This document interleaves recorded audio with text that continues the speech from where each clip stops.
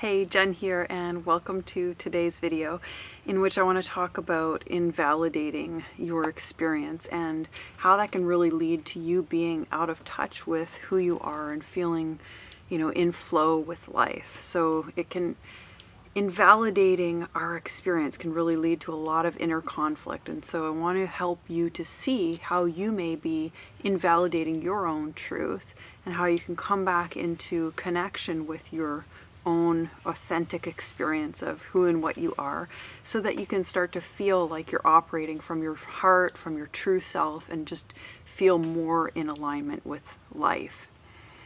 So people who are chronic invalidators often grew up in households and families that perhaps have narcissistic parents, parents who are really self-absorbed, focused on their own lives, and that often manifests in different ways. Like, it could be the mom who's trying to live her life through you or through her children, or, who's just so caught up in her own inner world that, she's not available to you.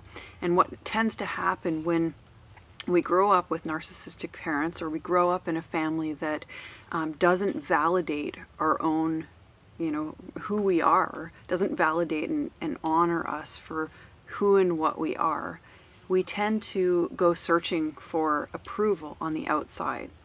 And what eventually happens when we have this unconscious, subconscious habit of looking for approval, trying to seek connection with people outside of ourselves, in order to feel, connected, and, just it's like a valid human need to feel connected to other people, to feel like we're okay on a deep level. When we go looking for that on the outside, inevitably we start hustling for approval. We start trying to be who we think we need to be in order to get, the connection that we need to feel okay deep down inside. And what tends to happen is we start invalidating our inner experience when it doesn't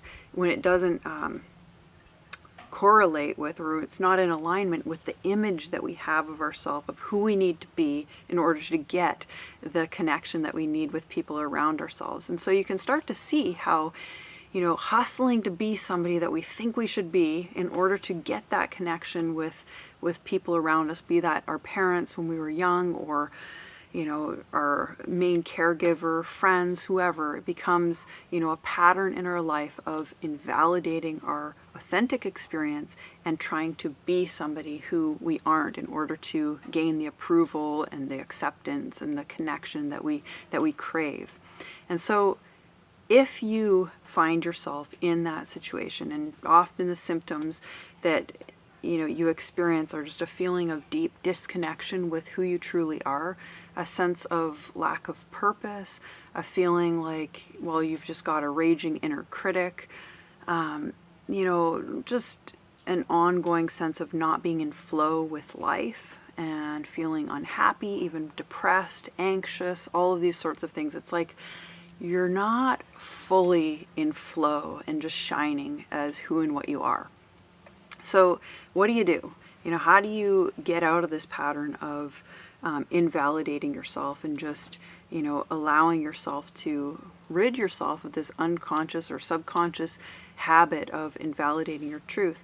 Well, you can start by working on your relationship with yourself, because like I talked about earlier, how it's a basic human need to feel okay as our true being, to feel absolutely accepted. And we think of acceptance as being from other people accepting us for who we are.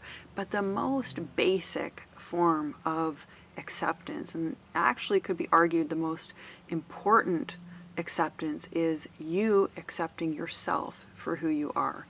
And the way that you can start to practice accepting yourself is to start building your awareness of your inner experience and of the way that you turn against yourself.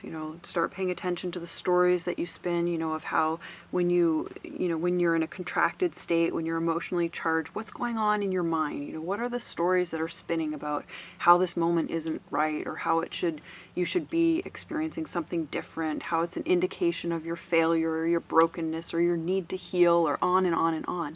Start to just bring some awareness, bring some openness, bring some curiosity to that story and to the feelings that are going on in your body, and see if you can just be with your experience, even if just for a moment. You don't want to traumatize yourself or, be rough with yourself, because it's a learning process. It's an opening process to getting to know and be with yourself as you are, and gaining trust too in your experience. Gaining trust in being with yourself as you are, and knowing that your expression, whether it's raging, whether it's confusion, whether it's anxiety, whatever it is, that holds wisdom, because that is really pointing you toward getting to be comfortable with yourself in all aspects. So it's like, if you have a moment of rage moving through you, or you have a moment of anxiety moving through you, use that as an opportunity to validate the experience.